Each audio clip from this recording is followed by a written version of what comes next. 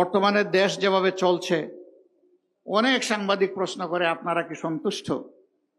আমরা বলি 50-50। দেশের সরকার হয়তো বা চেষ্টা করছে, সকলের দৃষ্টিভঙ্গি সরকারে যারা আছেন আবার সমান না। এটা কোনো দলীয় নির্দিষ্ট আদর্শের সরকারও না।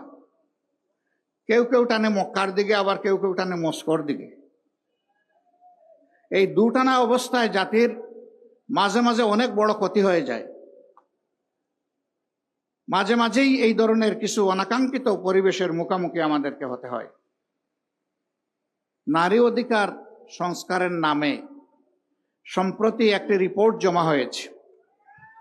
সেই রিপোর্টের বেশ কিছু জায়গায় কোরআন এবং সুন্নাহর সম্পূর্ণ খেলাফ কিছু সুপারিশমালা পেশ করা হয়েছে।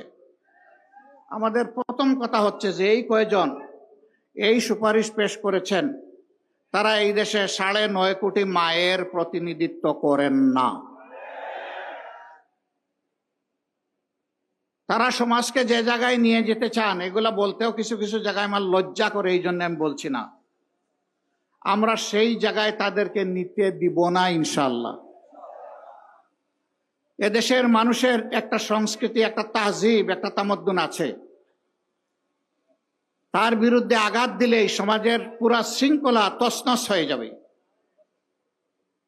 এটা আমরা মানব না, এটা আমরা মানতে পারি না। আমরা মাননীয় প্রধান উপদেষ্টাকে অনুরোধ করব, আপনি দেশে ফিরে বিলম্ব না করে আগেই কাজটাই বাতিল করেন। আর যদি এরকম কোনো কমিশন করতে হয় তাহলে